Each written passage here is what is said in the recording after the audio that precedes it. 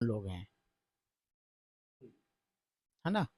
दूध की रखवाली बिल्ली कभी नहीं कर सकता है, ये बहुजन के साथियों को समझना होगा। तो चिराग जी से पूछिए, जीतन राम मांझी से पूछिए कि जो है मणिपुर में बीजेपी की सरकार है, वहां लाखों दलितों आदिवासियों के घर उजाड़ दिए गए। पूछिए बंगाल में यूपी है, उत्तर प्रदेश है, खुद रिजर्व सीट से लड़ते हैं, रिजर्व सीट को बेचने का काम करते हैं ये लोग। तब मतलब चीट भी मेरी और पट भी मेरी, गुड़ खा रहे हैं, गुलगुल्ले से परहेज ये लोग कर रहे हैं। तो लड़ाई जब भी लड़नी होगी दलितों का, तो कम दम नियत नीति सिद्धांत साफ रखना पड़ेगा। तलवार बांट रहा है, अच्छत बांट रहा है। अब हमारे लोग इन लोग के बंदर घूर की जाल में फंसने वाले नहीं हैं। अब जमाना गया आज से 20-40 वर्ष पहले वाला कि कोई मूर्ख बना के हमें हमारा वोट ले लिया बहुजनों का। अब हमारे जो समाज के लोग हैं, अब बहुत अब समाज स्वाभाविक है।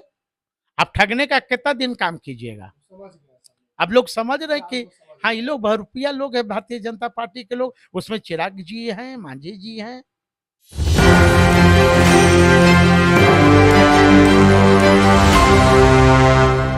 नमस्कार, आप देख रहे हैं एक न्यू 24 में आपके साथ राहुल यादव। देखिए, कल पटना के गांधी मैदान में दलित समागम रैली का आयोजन किया गया। दलित समागम रैली मतलब जो दलित के बड़े नेता है वो सभी एक मंच पे होना चाहिए था। और जो दलित समागम के रैली का लीडरशिप कर रहे थे वो माननीय केंद्रीय मंत्री जीतन राम मांझी जी और उनके सुपुत्र डॉक्टर संतोष सुमन जी थे।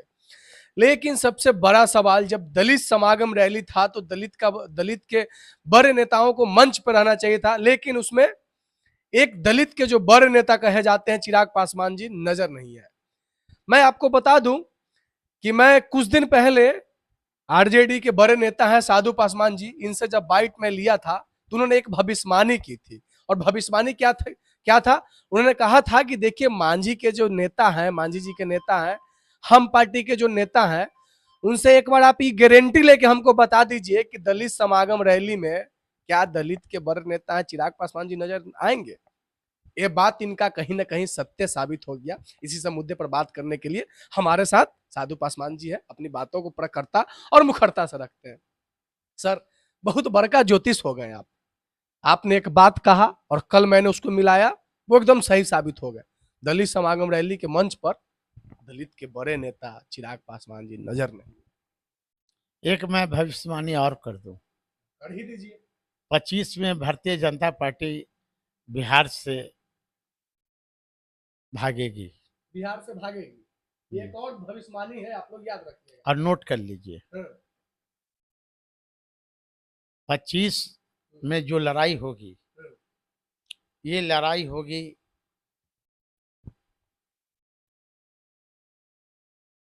तेजस्वी यादव जी नेतृत्व करता रहेंगे। विरोध में जो गणेश जी को जो दूध पिलाने वाले लोग हैं, और सबसे झूठा पार्टी रहेगी देश का भारतीय जनता पार्टी में, मीन्स एनडीए।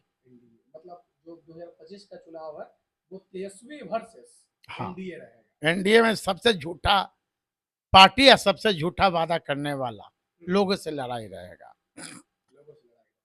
और इन दोनों में बाजी कौन मारेगा? बाजी अब नौकरी देने वाला, दिलों पर राज, युवा के दिलों पर राज करने वाला तेजस्वी यादव जी निश्चित। नोट कर लीजिए। लेकिन ये आपको अंदेशा पहले से था कि वहां पे चिराग जी मांझी के बड़े दलित समाज के बड़े नेता कहा जाते हैं, क्योंकि साधु जी, दलित समागम रैली में होता है कि जो दलित के बड़े बड़े नेता हैं सभी को एक मंच पर होना चाहिए, लेकिन कुछ ऐसा नजर हो। कहाँ आए भाई, तो इसका मतलब एनडीए में ठीक ठाक नहीं है। आपसी सहयोगी जो दल है उनका आपसी मतभेद है, मनभेद है, जो भी कहिए, चाहे व्यक्तिगत मतभेद हो, राजनीतिक मतभेद हो, है तो तभी तो नहीं आए। अब ये मैं नहीं कहूंगा कि कौन भित्रघात करेंगे कौन नहीं करेंगे, लेकिन बिहार की जनता देख ली है कि भित्रघात करने वाले कौन लोग हैं, है ना। दूध की रखवाली बिल्ली कभी नहीं कर सकता है, ये बहुजन के साथियों को समझना होगा। खाना बनाते हैं, अंबेडकर कल्याण जहाँ भी पूरे बिहार में छात्रावास है, अभी खाना बनाने रसोईया नहीं है, अभी तक वहाँ चौकीदार नहीं है। जीतन मांझी कहते कि हम दलित के नेता हैं, तब पासी समाज के लिए लड़ाई क्यों नहीं लड़ते हैं? जो उनका नीतीश कुमार हकमारी कर दिए, आदरणीय लालू जी दलित के नेता थे, तो उन्होंने तारीफ प्रतिबंध नहीं, तारीफ पर प्रतिबंध हटा दिए थे टैक्स, और नीतीश कुमार का किए कि नीरा कह के बंद कर दिए। तो उसकी लड़ाई क्यों नहीं लड़ेंगे? आप कहते हो कोटा में कोटा, आप वर्गीकरण की बात करते हो, तब जीतन मांझी क्या चाहते हैं? बाबा साहब अम्बेडकर का जो मूल मंत्र था, पहले संगठित होइए, फिर शिक्षित होइए, फिर लड़ाई लड़िए। आप तो शुरू अभी से वर्गीकरण की बात बोल रहे हो, कोटा में कोटा। तो नीति पूछिए ना जीतन मांझी से, किस वर्गीकरण की बात करते हो? आप अपना लिस्ट उठा के देखो परिवार का। एक विधानसभा से उनका बेटा, एक विधानसभा से उनकी पुत्र बहू, एक विधानसभा से खुद उनके और समधन।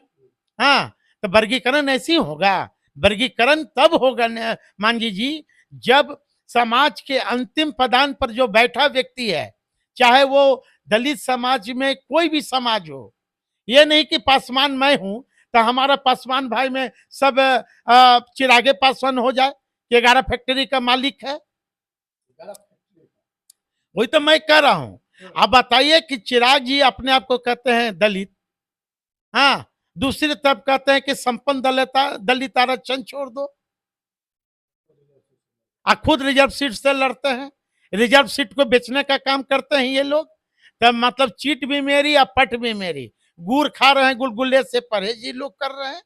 तो लड़ाई जब भी लड़नी होगी दलितों का, तो कदम नियत नीति सिद्धांत साफ रखना पड़ेगा। बहुजनों को, देश के बहुजनों को समझना होगा कि हमारे असली दुश्मन कौन है, जो निजी क्षेत्र का हक मार रहा है, जुडिशियल में मेरा हक मार रहा है, हमारी हक कोटा में कोटा मारने की जो बात करता है, वो लोग को पकड़ना पड़ेगा। और टीटी में लोग मजिस्ट्रेट चेकिंग में पकड़ा गए हैं।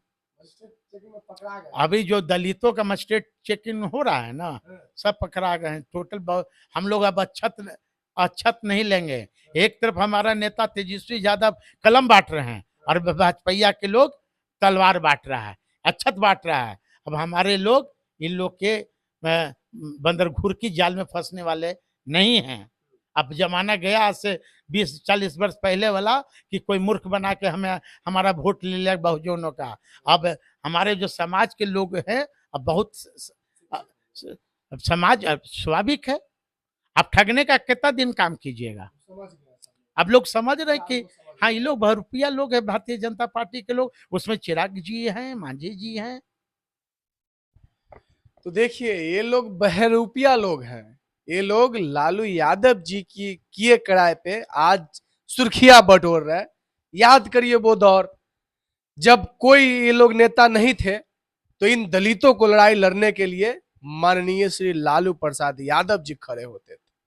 इन्होंने साफ कहा कि देखिए, में कोटा वाली राजनीतिक नहीं चलेगी। अब हमारे बहुजन समाज के लोग समझ गए हैं, समझदार हो गए, शिक्षित हो गए हैं।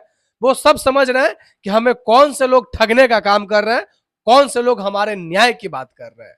इन साफ साधु पासवान जी का कहना था। बाकी आप इन वीडियो से कितना सहमत है, इस वीडियो के बारे में आप क्या सोचते हैं, अपनी प्रतिक्रिया कमेंट बॉक्स में जरूर बताइएगा। तब तक के लिए आप देख रहे थे एक न्यूज़ 24, मैं आपके साथ राहुल यादव।